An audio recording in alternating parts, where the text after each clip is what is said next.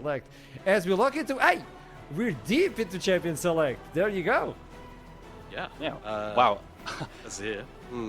Yeah, B1 Azir, early rotation. I mean, I quite like getting stuff like Vi plus Azir pretty early on. I think that's quite a good draft, you know? You have a strong lane to get through the Vi through early. Is Xin Zhao open? Yeah, Xin Zhao's also open, but that's not quite a good matchup into Trundle. What are your thoughts, Jamala? Yeah, I mean, Senna early lock. Hello, Scruffy. That's just scaling. Senna Nautilus. And we're just like playing scaling, right? Try and leave Velia's champion pool to the wayside. I think there's plenty of options here in this kind of setup, but at the moment, you definitely want reliable, you know, means of engage. If you've got Senna and Azir. Oh, that's an LPL pick right there. LPL pick. It's very fun. Yeah. Zed tremendously outpaces the Trundle if this does actually end up getting locked in and it's not a hover, but we get the boring answer in the Wukong. Of course, like I said, looking for more reliable means of engage. Wukong is certainly a way of providing that, but does need an additional layer of, you know, CC to really lock away those plays. Yeah, absolutely. I mean, I'm noticing some power picks open, like Talia. If you want to like pick Trundle, pillar someone, land the Jhin Snare, and then Talia combo off of that, that's also a viable option. Because this champ is just so OP right now, and it's pretty good into the Azir, so they're going to lock that in real quick. As far as going into 4-5, I'd say LR probably want to lock in more dive. They already have the Wukong champions that could dive up topside. You know, they could throw an Ornn ultimate over the top. However, I said that, and I remember they have Bows, so maybe not that angle. Of champion pool. So keep in mind that it should be LR missing the second half of bans. It's going to be only for DMG, so they'll be focusing on the bans on the top side. As you can see on DMG, they want to take a little bit of breathing room for Baus. That's why the Shogath is there. Now, do you go for something else like the Poppy? So far, not a lot of dashes. To be honest, not a single one aside from an ultimate from Phantomisto. So I don't even know if that could be a pick towards the top side. But he has to reveal him probably B4, and they'll try to save their last pick for the top lane for chance. Yeah. I think the problem is you don't have any bans to set up your blind pick, right, on 4-5 if you're LR, which makes it a little bit tricky. So what's the most blindable support that you could pick if you're Cadril? I think that's the question right now, which is pretty tricky. I mean, you could always just go something like Naught. You'll probably face down something like a Brom or so on. At the end of the day, you're probably okay with that. That is actually what I'm quite surprised about here, is that DMG are still giving respect bans over the Baus when they're on the red side. They could pitch like the easy champions to play out a support role and then take another and really kind of leave, you know, Cadril potentially with his pants down, because how many champs can he really play in the support role, right? Like comfortably in this kind of setting. Again, has Senna into Jhin, so it's not necessarily going to be the most, you know, interactive lane potentially. So maybe he's going to have a little bit of freedom to roam around, and that could definitely help out. And then at that point, you're just playing a support champion in team fights later on in the game. Yeah, I think you definitely want to look for some kind of engaged support. I think something like a Rel, a Leona, Nautilus to set up the Talia spells is always really great as well for DMG if you want to go that route. And the response, I think Cadril has some simple answers that he can pick up. I mean, blind picking here. You want top lane counter or do you want support counter? In my opinion, you want top counter. I think just giving chance the but you're against amount of resources. Cadril. That's why the debate is right. Do you want to take advantage of that? But yeah, for sure. Right. Well, that's the Rel. Is it just the Alistar answer, right? That would be, in my normal. mind, like the most normal of all of them. But, you know, you can really kind of pick anything. And I think whilst Alistar would definitely be a very powerful pick here, something like the Braum to kind of dissuade some of the front forward movement, or the Nautilus again, which is where my mind was going to, or even the Leona, because of the two immobile carries of DMG. All of them been very fine options, but they do land on this Braum in the end as a means of, hey, like, if you go forward, we don't want you to be able to walk off very easily. And the Braum, of course, provides so much re-engage potentially if DMG look for aggressive plays.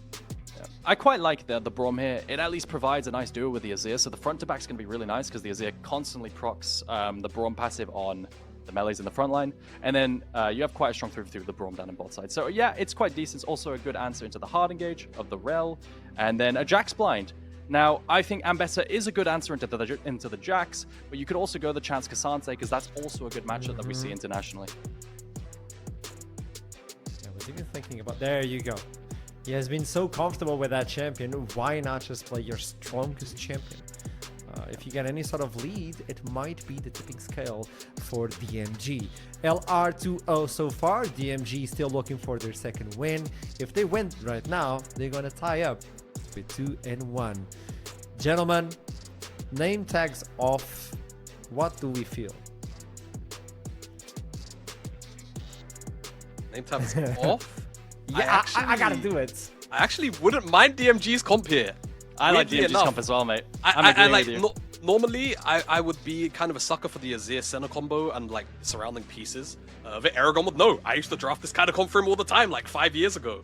But I think that this DMG comp kind of works. It deals with what little frontline there is because of the Trundle. There's a bunch of setup and CC, and they still have just about enough DPS considering there's no dedicated tank on the LR to really get through the game.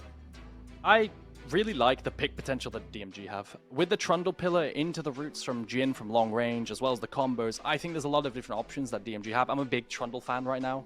You see it all the time in the LPL, just constantly locked in. I think this champ is incredibly broken. Whereas, and, you know, for LR, you have a lot of dive with the Wukong, but it's kind of a more front to backy, which doesn't really fit Wukong in my opinion. I'm not a big fan of that. Well, this will be the opening game for day 3 of the seeding stage, which is day 2 for Group A. Los Ratones versus DMG will open up the appetite with the menu, and talking about that, the people who are going to be shouting at the game are going to be Initialize and Trouble. Welcome to the show.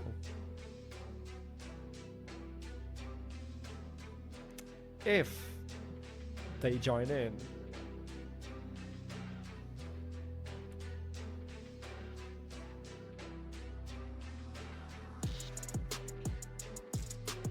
Not at all. I am Initialized, joined by Trouble in a slightly different location. Look at this, different background. How is life at the minute, Georgia?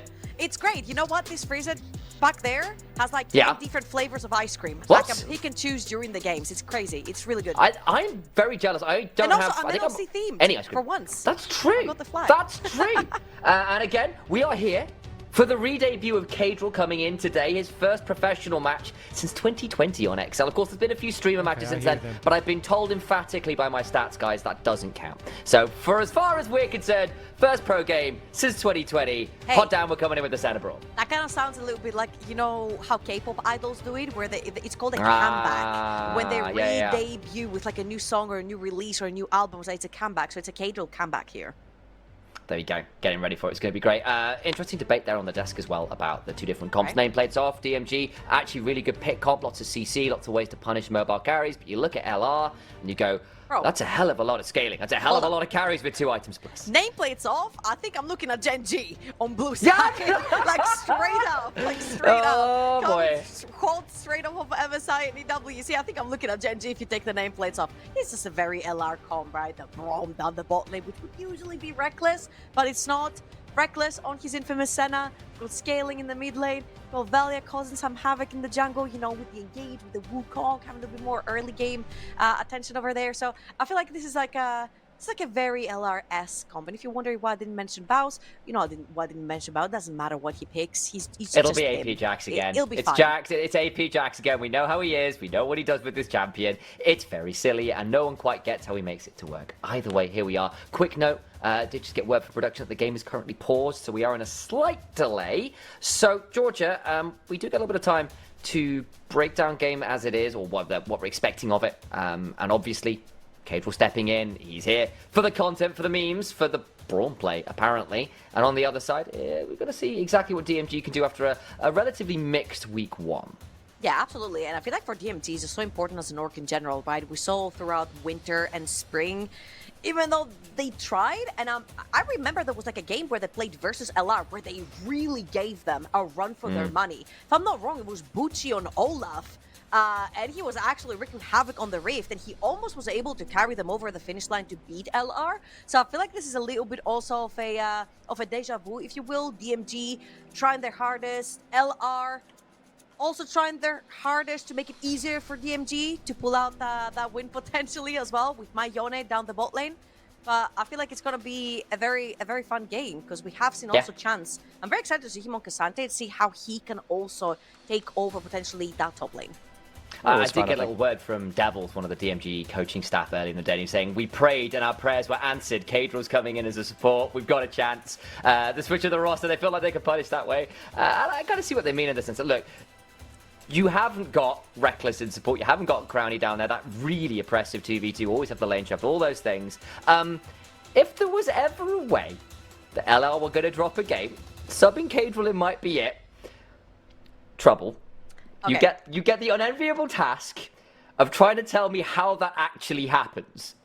Okay, actually, it's not an unenviable task. Honestly, I feel like DMG, when they were doing really, really well, it was Faithski and Calm Sky that were actually pulling ahead, right? It was their bot lane primarily. And I feel like right now, it's not that Cadril is a slack or like Reckless back on 80 carry is going to be anything less than what Crowny could provide, right? Particularly, okay, maybe due to practice reasons, right? Because he's practicing more of the supports, but Senna is his bread and butter. You don't just forget how to play Senna, right?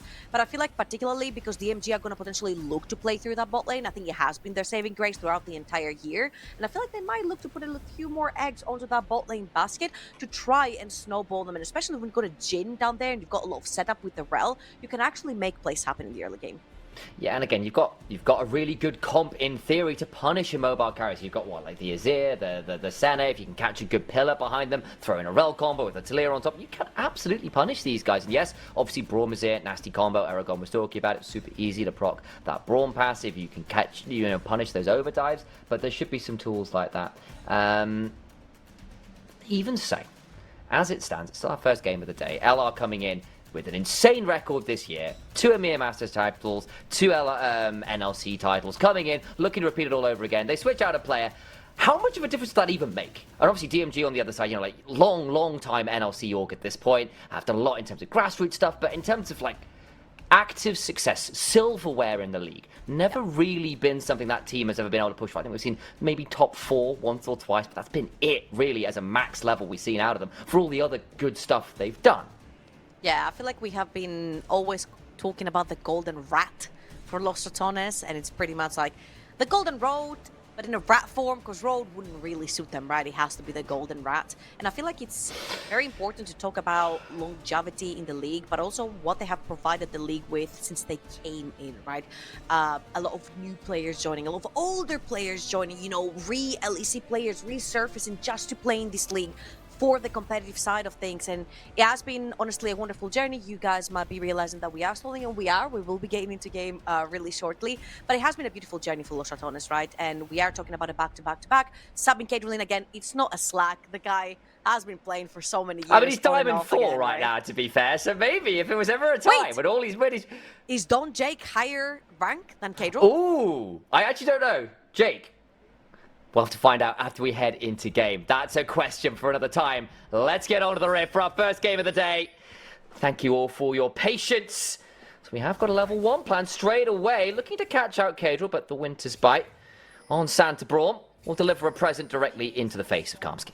All right, and we also got a reply right here from Jamada, who jumped on the opportunity to diss Don Jake. He says, nope, he's about 300 LP lower. All right, then. Oof. That's a dub for Cadril right there. Oh, let's see. Direct Is he going to get one? opposite. Is he going to get one? He's fishing.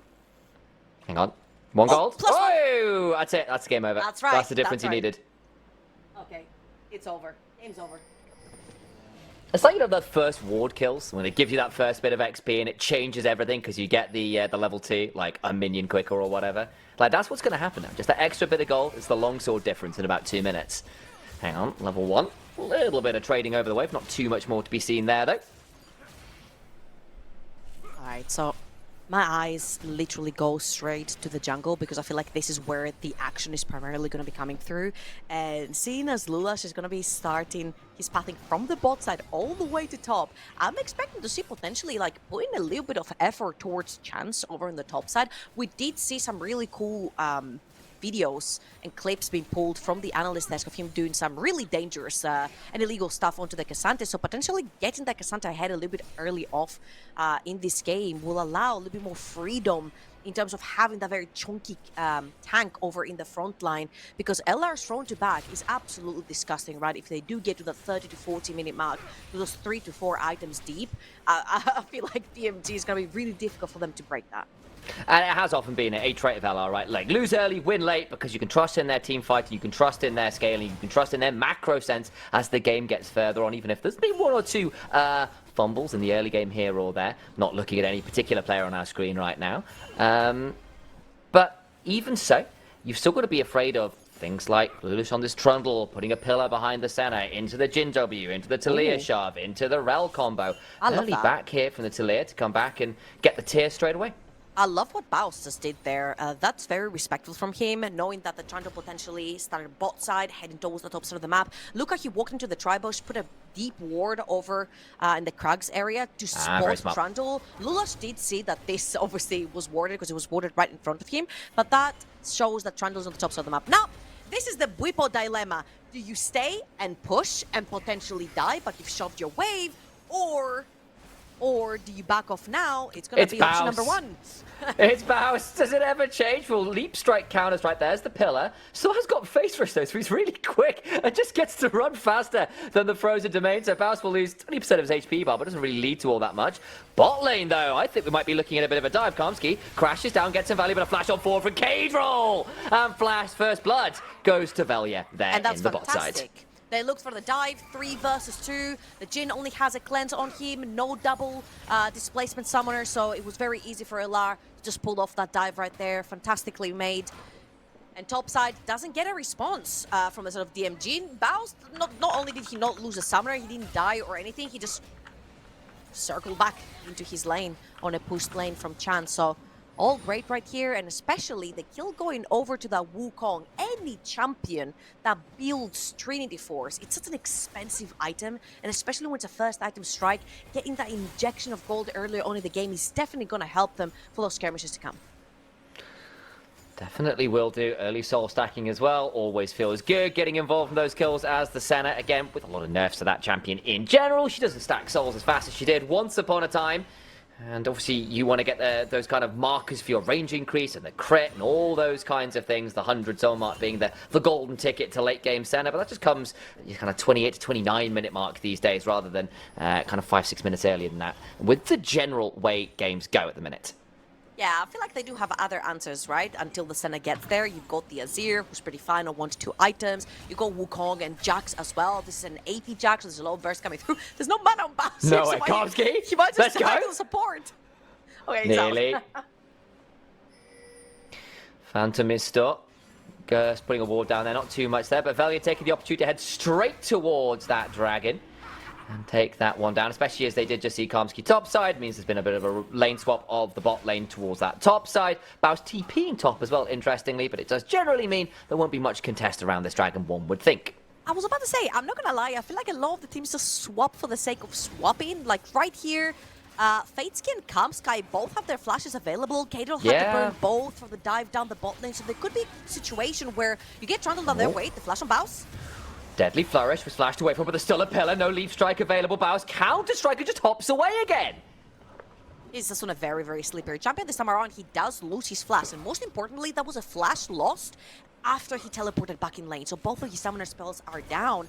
But again, I don't think it's going to matter much right here. Bot lane, in a little bit of pressure right here, Chance will be more than happy to CS all that underneath the tower, right? But all in all, what I was saying is that I feel like a lot of the teams will lane swap just for the sake of it, just for doing it. I feel like right here you see that Kamsky and Fatesky were a little bit early for the void grabs. We still have a minute and a half, and the drop was given away in advance. But I feel like what they're trying to do is pretty much get away from whatever side Velia is playing for, especially since Velia went for the dragon, especially since this Wukong has been a little bit accelerated with the Shin in the inventory. Hang on, a bit of a potential fight there in the river. That's level 6 now for Velia, so Lewis would not have very much fun there. Again, because some of these moves that Lewis has made, it's actually down that level and a fair amount of CS. This jungle invade now could get really dicey. Blue buff very much on the cards for LR if they want to fight this. Velia is looking. The ward's going to get cleared slowly. It's not going to be the case. Velia cannot walk too far in. He does have that level 6 though, and he's constantly looking to potentially threaten, even dive down the bot lane or another invade towards the Gromp. He will stay. The B was fake. Velia and Baus putting a lot of pressure. The TP coming through as well. That will be from Cadrol with the spell book. And Nemesis has also shoved in that mid lane. They really want that Gromp. And that Gromp would be sick, so it's a good time to try and fight that Trundle. Xante going to just reset, and DMG just have to give it up. Lane priority lost, level 6. A little late for Lulus, so it's going to get punished well there by Lost Ratones with a coordinated invade. Cadrol just stealing the small wolves. What a rat! That was really fantastic right there from Velia. He used the fact that he was level 6 to level 5 onto Lulash. He created pressure. I just want to point out the bot quadrant of Lulash's jungle.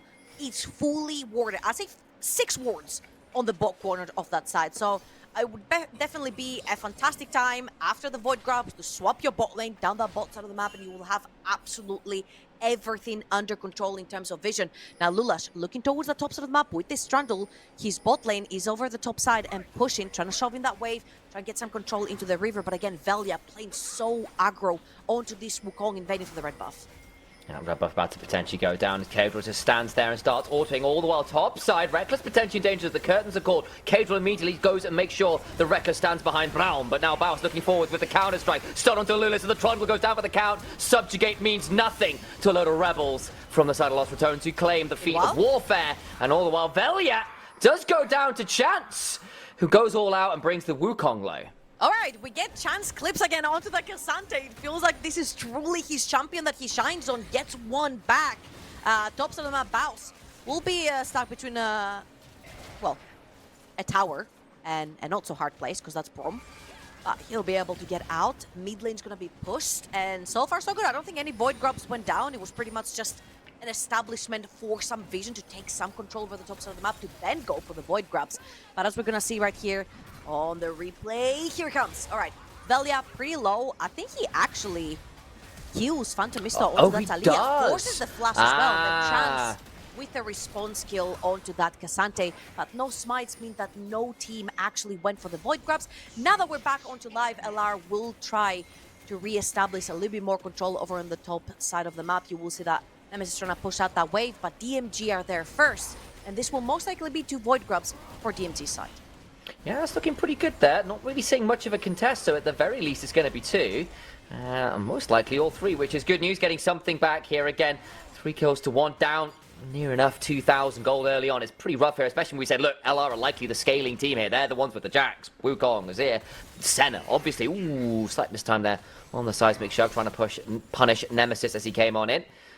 Either way, good early game right now from Lost Ratones, and that's not always been a guarantee with this squad. DMG going to want to try and right that ship very shortly, or things are going to start getting tricky for them. Yeah, and I'm actually looking at the inventories right now. Already see the Nashor's Tooth being completed for Nemesis right here. He's going to be able to shove those waves really quickly. A lot of vision control and river control on the bot side of the map for LR. They already have one Dragon. Start to stack them on a team that wants to scale. Lulash! Cadril jumps over the wall there, flashing on in, trying to turn around his Karmsky will then crash back on down.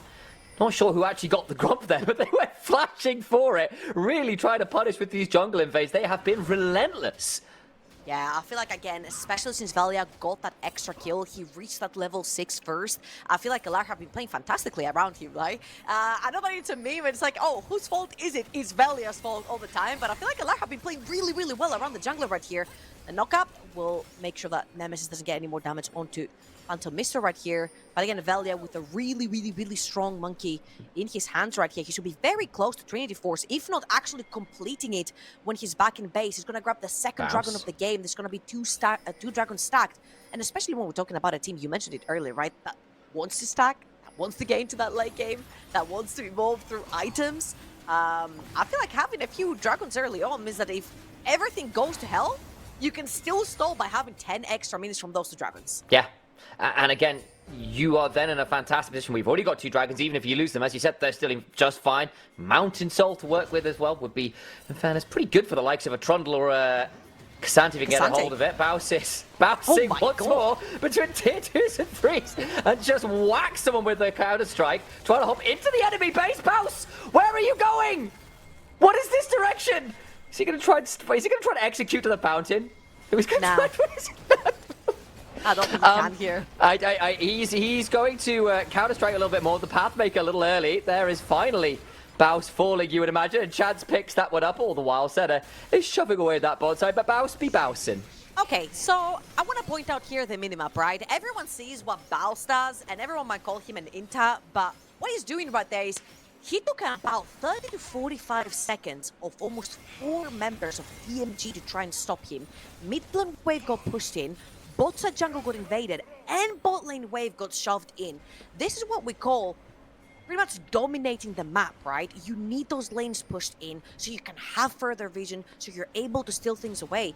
If you look over in the jungle, Veli's about 30 CS up at this point over Lulash on this Trundle. And with Trundle, you really want to be able to be in the game, to be competitive. You're playing a bruiser. You don't necessarily need to be ahead, but falling behind really feels bad for Trundle, especially when there's no tank on the other side of the team to actually be able to subjugate, right? So right now, Lulash has been put in a very precarious situation as Nemesis... He's 2 levels down. He's level 7. He's the same level as Israel, and that is really sad to see, because again, very, very proactive, coordinated play from Lost Ratones to make sure Lulash is suffering. They've got the lane priority. They've got the proxy farming in the base just to make sure they can do what you just said, is get into the jungle, steal away those camps, at least contest for them. Hell, Cadril flashed over a damn wall to throw an R button at Lulash is on his grump. And they were able to dash out themselves, right? So far so good for LR. About 3,000 gold in the lead right here is exactly what you want, specifically on a team that shouldn't necessarily be winning in the early game. DMG have not necessarily played as much as we wanted to see them play around that mid jungle, using the Talia, play through side. Nemesis. Oh, Nemesis. And he's just dead, throws the ult out as well, and is just way too overeager. And on the other side, Chance has just managed to get a solo kill under the turret onto Baus. We'll try and pick up this T1 while he can. Actually, Value coming down with Cadril. Could get a bit dicey. Lula's still around, might just give it up here and give that Cassante over to the Wolves, or I suppose in this case, the Monkeys. And Reckless will get over here to help clear out the wave and probably pick up that soul from the dead Cassante. That's what I meant when I said, hey, even if everything goes to hell, there's still 2 dragons, there's still 10 minutes, right? We get the solo kill down bot lane from Chance. I'm a really big fan of this guy, especially onto his Cassante, and a fantastic flash from Kamsky on the tops of the map to shut down Nemesis, take his flash as well, very, very important. So I feel like Nemesis right now could potentially be that one target, that one champion with the target on his back, specifically when it goes towards neutrals. We have 10 seconds for the Rift Herald to spawn, and of course we're going to have in about a minute and a half time the next dragon, which is going to be very important, right? If LR manage to secure that is so point for them. You mentioned earlier, taking that mountain soul away from 2 tanks on the DMG would be huge. Trying to use that Atacon wall to hide. Gonna try and get the seismic shot. That gets the leap strike out. Magnus Storm after. Counter-strike comes on down. Gonna continue trying to run at Baus, but he's got a phase rush. He just walks away. And that's just an ult down for not very much, as Fatesky just gets 1v1 by Reckless, who's going to force the Ghost Blade out at least. Doesn't lead to the full kill, that's rough. I feel like that was a little bit misplayed by Phantom Mister right there. You know that Rel has a bunch of CC, and Kalmsky actually really committed onto Baus. So that W being preemptively used right there, and then Dodds didn't really do them any favors. Taz is going to tip in, but it's too late. Lula's just here. They really want to get something. Oh, curtains are called. Valley's going to flash. Glacial Fissure comes on down. No Sejuani in this game. Cyclone used to buy some more time, and LR get out at the cost of a flash and a couple ults. Yep, and they're out. So one flash onto Velia was all that was burned right there, but you get the Cassante TP right here, right? And again, we mentioned 30 seconds, 35 seconds about on the clock right here. LR will be able to get the resets, get back up on the map, grab a couple of control wards, play for the bot side of the map. You see Reckless is just constantly putting pressure on whoever shows up over in the mid lane. He really does have Fatesky's number on that Jhin as well. So mid lane perma pushing, putting pressure on that mid lane tower, making sure that you can bleed that pressure then into the river, because this is going to be so point.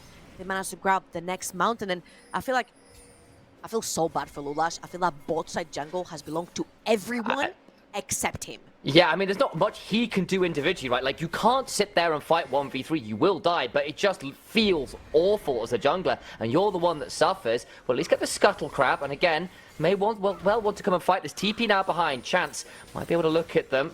Player with only 6 days experience, looking to punish someone significantly more at this point, though it is, of course, Baus, who manages to hop around significantly more, perhaps a little bit of an overstatement when it comes to him.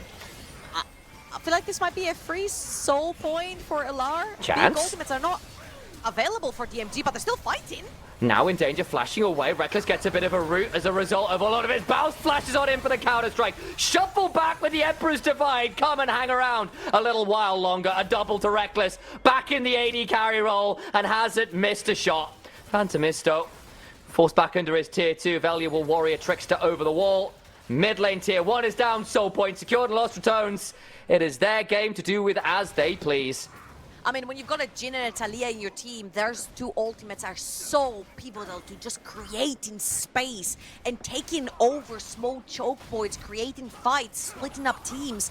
And they were the two ultimates that were missing on the side of DMG. You cannot be fighting when two of your most crucial ultimates are down. They funneled in, Chance was too far forward, Alar were able to just melt him down before anyone else from DMG were there. And by the time that was done, I feel like the fight had already concluded, right? As we're going to see again onto that replay, Chance a little bit too far forward. You see the Talia, he is a little bit too late. They get zoned by Baus, and look at Baus how beautifully he plays from the side, right? He can counter-strike, jump over on the other side, flashes in as well, gets the double kill for Elar right there, and the shuffle from Nemesis comes through to solidify the deal. But again, DMG fighting without their ultimates right there was a little bit another nail in the coffin kind of deal. It kind of was. And now we are in a position where Senna is 2.1k ahead, is stacking the souls just fine. You got a 2k lead in the jungle. Everywhere you look, it's blue numbers for LR, and it ain't getting any easier anytime soon. DMG now looking to collapse, maybe pick up a turret, be their first of the game, a little bit of something back, it'd be a bounty. But I am clutching at straws here, and DMG need every silver lining they can get. Oh, okay. I thought that was a secret agent Baus right there, not moving on purpose, but no. It was a replay, sort of standing still for a second. He got that tower over on the top side of the map, and I guess this is how he died. And that's how the Weaver's Wall came on through to punish him. He gets seismic shoved and dies as a result. But hey, gets the turret, gets the wave after. For Baus, I think he'll say that's worth. Absolutely. Second items getting slowly completed on the side of Alar right here. We're looking at the Lich Bait for Baus onto these Jacks. We go rapid fire and a death cap. Second item for Nemesis. And I will tell you, that pandemic with Rylai's second item, with just wait until we have 4 items on Azir until we do damage, did things to me, man, at MSI. I love the fact that we're back on the NLC and Nemesis just slamming death cap second item on Azir and actually deals a ton of damage slows, Georgia. Right? Slows, I don't need damage. I've got other teammates for that. I can just make sure everyone else can do damage. Let's just go utility. Slows, man. I've got Brom for slows, that's fine. Well, that's fine. My brain's slow enough, you know? I don't need it from my hands as well. Either way, DMG now, what are they going to do with Fel? Yeah, Nimbus strikes forward, Pillar comes up. There's Chance trying to run at Baus here. Chance actually had a few really good individual plays versus Baus, but struggled to find any meaningful advantage. A couple hundred gold ahead, the only member on his team to have, so as his red buff being fought over. Karmsky going for that grand engage. Doesn't really find too much. Only trying to come through, and now the turnaround with Brawl passive rolling. Chance TPing in. Cadril will try to use the stand behind me to get a little bit out to safety. Fatesky turning on up as well, but now Chance in danger. Cyclone comes on through, and unfortunately, he ends up knocking into the rest of the squad. They're going to look for some more as Nemesis slides, glides, and divides. The whole of DMG for the remaining health bars. Karmsky will at least get out to safety, but they lose 3 at price of absolutely no one. And you can see how strong Brom is. When you pretty much funnel into a choke point, he gets to put his shield up and pretty much absorb anything that comes their way. LR, that was probably like the closest fights that they had.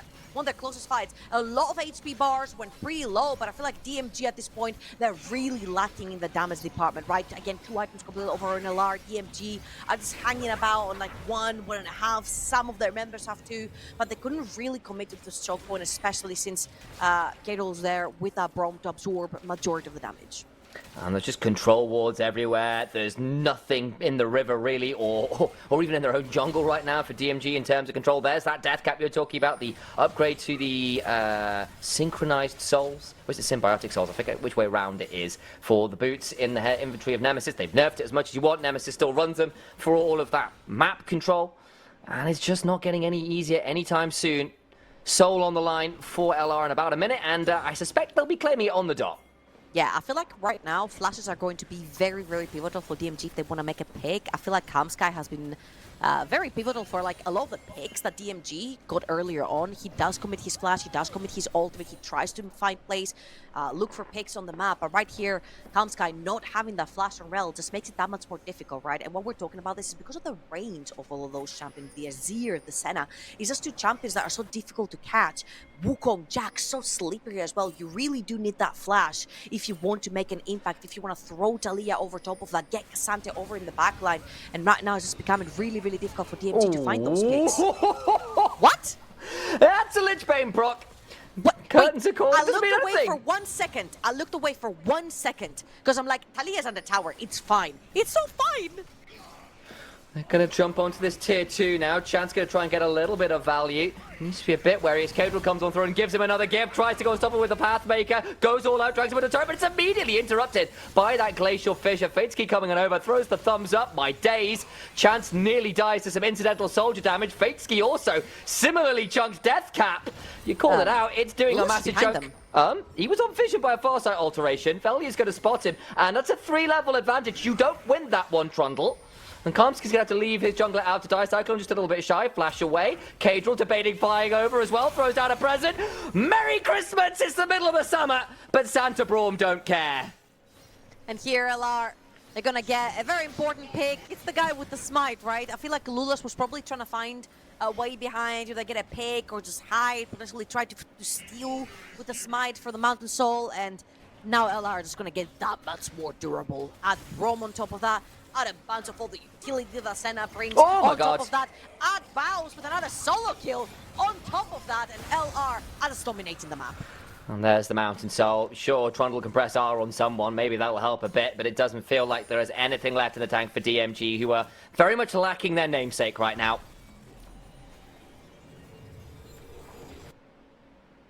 All right. 10,000 gold lead for LR. Undying.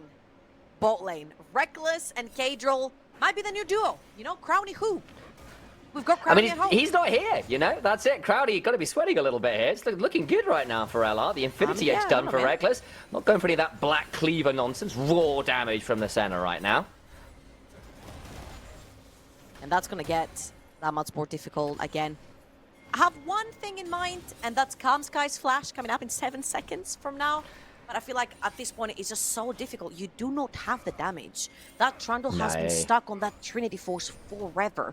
That's a 3,000 gold lead in the jungle. A 3-level difference in the jungle. And it's just becoming so much more difficult to play those choke points, especially when Braum is there.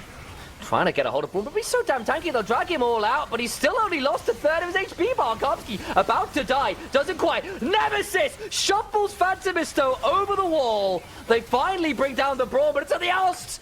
The whole cost of the entire team. A triple kill over to Velia. Make it the double over to Baus as well for the full house. And Lost Ratones take absolutely no prisoners. The coach, the owner, is avenged in very short order. And I love how everyone scattered immediately right after this fight. You see Nemesis instantly bot lane to push that wave. Mid lane Reckless run back all the way down to the mid side of the map to push that wave forward. Baus over on the top side of the map. The air literally. Here comes the Faker tempo TP as well from Nemesis. They're probably going to start Baron right after this. No doubt that they will. Inhibitor already taken. Reckless sticks and gets another inhibitor turret. So one exposed, one down. It's only the bot lane that remains intact.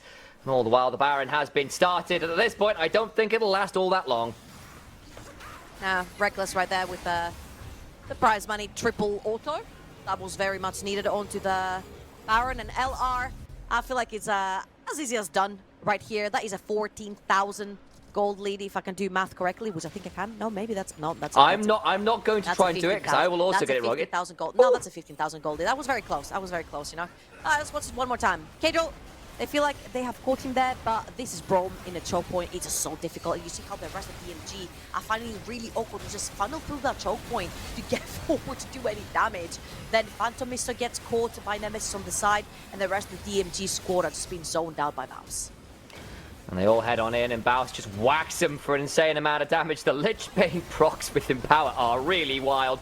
We come back to life as Baus potentially in danger here. Does get shut down. Nice pick up with the subjugate. Pavelia now coming across onto Fatesky, flashes away. Cyclone comes on down. How much more can they get done? Nemesis now looking to slide on in. Just so across the Unraveled Earth. Dawning Shadow coming across keeps people a little bit healthy on the side of LR, and they lose an additional member of the Weaver's Wall coming on in because in the base. Look who's shoving. It's Reckless and Cadril. They're already taking turrets. Chance already low. And Phantomisto is just a phantom.